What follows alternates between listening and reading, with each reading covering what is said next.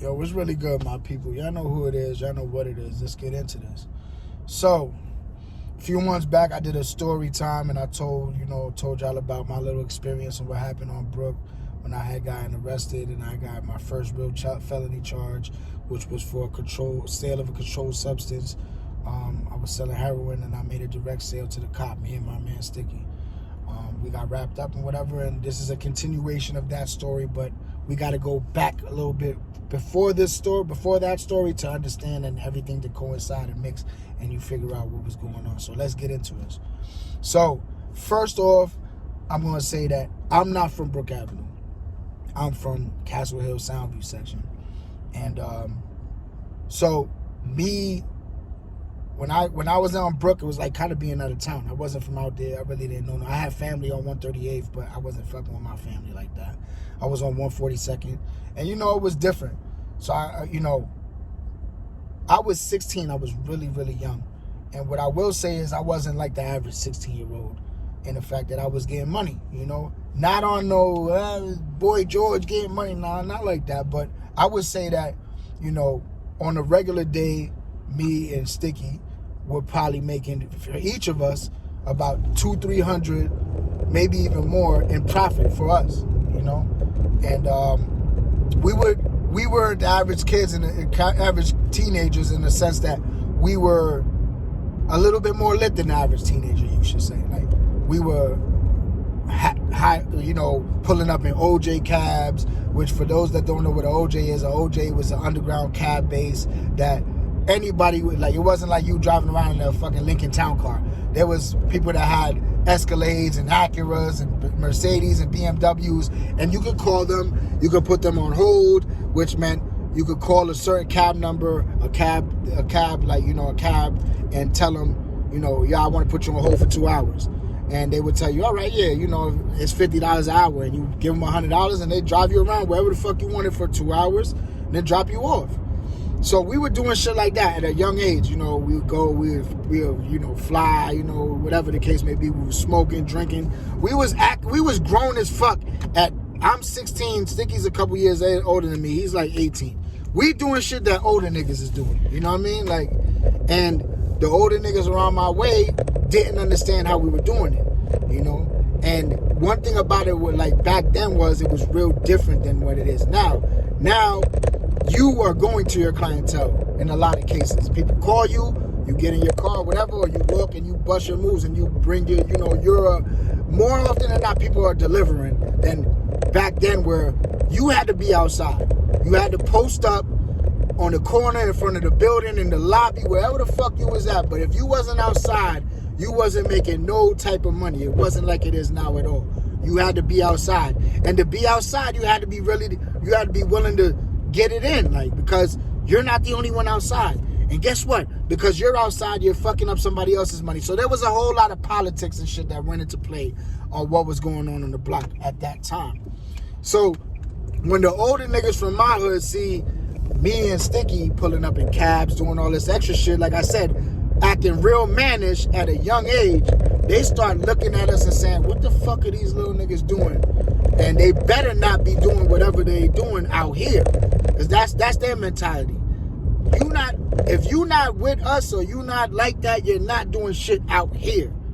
So basically, when they did their research and they asked and they went around and asked what the fuck was going on with me and Sticky, it came back. They not doing nothing out here. These little niggas is getting money on the other side, but they just doing whatever. They just, they live out here. They just doing whatever. So they was cool. They ain't have nothing to say. What could they say? We not stepping on your toes. We not doing nothing. So, but older niggas like that, especially older niggas that's getting money. They like seeing that. They see young niggas with potential, and they're like, all right, these niggas, maybe some niggas that we could fuck with. So now, one day it's me and a couple of my peoples. I'm chilling with the younger dudes on Ellis at this time, and me and a couple of my peoples, we going, it's like 12:30, 1 o'clock in the morning, we going to the 24-hour store in the Cross Bronx. We go in there for like Dutchess or whatever. We go grabbing Dutch and grab our Dutches, and we walking back up the Cross Bronx. Now, as we're walking up the Cross Bronx, two of the older niggas from my block that, you know, but they were on the other side of it. They were on the other block. But the other block was where it was lit at. That was like the danger zone. And that block had that whole area on smash. Like that block had the block that I was on and all the blocks under us on Virginia and all this other shit. They had them niggas, they was the niggas you didn't want to really get into a problem with because they was deep and they was about it. Like they was, you know, running around. They were fake bullying people and it was always something going on that side. And they was, you know, and they were all down for each other too. So if something happened with one of them, you could bet that 10, 15 of them niggas is coming around the corner in 5 minutes and it's gonna get ugly. Because that's how they gave it up. So niggas was a little bit scared of them. Mind you, they're older than us too. So niggas was a little fake scared of them. You know, so I'm not gonna say the names of the people, but let's call one of them Dino. Dino is one of the head niggas on that other side. He one of the niggas that's really moving and shaking out there. He's known for getting money. He's known for putting in pain. You know, like things like that. And the other one, let's call him Money. Money was just a laid back dude from the other side, but he was one of the older heads and, you know, whatever. So Dino and Money are coming down the Cross Bronx. We're walking up the Cross Bronx. And, you know, niggas say what up to them, and like usual, like, yo, whatever. But this time, Dino's like, yo, Small, let me holler at you. My mind, I'm like, fuck, yo, this nigga want, man. He like, yo, what's good, man? What up with you, man? Like, yo, I see you out here doing your thing, you know, whatever. I'm thinking he trying to set me up, like, yeah, you know, I be doing my thing, but I be on Brook with it, though. I'm not out here, like, you know, letting him know, like, bro, I ain't out here stepping on your toes. Like, I know what you thinking, but it's not that. He like, nah, yeah, I know, I get it. You know what I'm saying? But yo, we getting money over here too, my nigga. Like, we on the other side and we getting money. Like, fuck with us. Like, you from out here, you shouldn't even be over there with it. Like, you should be on our side. I'm like, yeah. You know, that's what's up, yo. I appreciate it. You know, I appreciate the offer and everything like that. I'm saying, like, but you know, yeah, he like, yo, listen, man, like, you ain't gotta answer me right now. You know, but just know that whenever you want to stop fucking with them niggas over there and come on, like, you got a spot on the team, like, you good, my nigga, just come over here and fuck with me when you ready. Like, all right, bro. So I took his number. In my mind, I'm like, yeah, I'm good. I ain't fucking with y'all niggas. Y'all niggas is grimy. I don't trust y'all niggas. Like, I see how y'all give it up. I see too much shit go down with y'all niggas, and the way that y'all move is definitely not my cup of tea. So I'm good. But life is funny, because like a month later, the whole shit with Brooke happened. Now, when that happened, you know, it really shook me to the core. I'd never been through no shit like that where, you know, the cops, it was TNT, the niggas ran down, they had us, you know, whatever. And I really was nervous after that. Like, I wasn't comfortable out there no more. It was like Brook Avenue, the 40th precinct is a different type of hot. They got they got Millbrook projects, they got fucking Patterson, they got all the projects over there. And, you know, and that area is bananas. Cypress and fucking Willis Avenue and St. Anne's and 149th Street, 3rd Avenue, everything. That whole area is on fire constantly. So, and they had cops on bike, cops walking up and down Brook Avenue, 138th Street, 3rd Avenue. Like, they had the numerous paddy wagons and fucking black vans and undercover Impalas and fucking Caprices and Luminas, everything, like constantly. They was always sending undercovers, TNT. Like, TNT lives out there. TNT would go to different spots, like they'd be on our block, my side for like 2-3 days. Then they go to like Fratelli and they go to fucking Hunts Point, and they were always on Brook Ave, Willis, Cypress. They're always out there sending undercovers trying to catch people. So I was nervous after that. I didn't really want to be out there anymore. And like I said, I had like a shift out there. My shift was like from 7 in the morning to like 3 in the afternoon. So one day, about 2 weeks after I caught that charge, we bailed Sticky out. Everything was back to normal. But I really wasn't feeling it no more. Like, I was scared money. And anybody knows that when you're in the street, you can't be scared. You cannot be scared because you're either going to get killed or you're going to go to jail. So I wasn't, you know, and you're not going to be able to make money being scared. So I couldn't do what I had to do the way I needed to do it anymore out there. So I decided to say, you know what, fuck it, I'm going to step away and I'm going to just go. And I wound up, you know, walking to 138th train station and hollering and calling the number that Dino gave me. I call him, I'm like, yo, what's good? Yo, this Dino? He like, yeah, what's good? Who this? Like, this Smalls. He like, Smalls? Like, Smalls, nigga. Ellis, like, remember you see me? Like, oh, yeah, yo, what's good? I'm like, yo, man, you know, I'm just trying to see what was going on. Like, you know, we was talking about, I'm trying to see if that offer still stands. He was like, hell yeah, that offer still stands. Nigga, we out here right now. Come through. I'm like, all right, I'm hopping on the train right now. So I get on the train, go to the hood, and I go to the block. And, you know, and niggas is out there. Now, the block is run by 3 people. There's 2 sides to the block. There's 2 sides to the Ave. The Ave that goes straight up, like the Ave runs, and one side of the street is them niggas. The other side of the street is us. So, on our side of the street, there was 3 people that controlled it. God bless the dead. The name was Quiz. God bless the dead. You know, he got murdered and all that. That's another story for another time. The second person in charge was Dino. They were partners. And the third person you could say in charge was Quiz's wife, so to speak.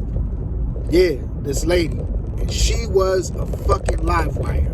She was crazier than probably all of the dudes. Her mouth was reckless. She was always wilding and spazzing. And the first time I met her, she spazzed on me. This is the first time I met her. So I go to the block. It's the middle of the summer.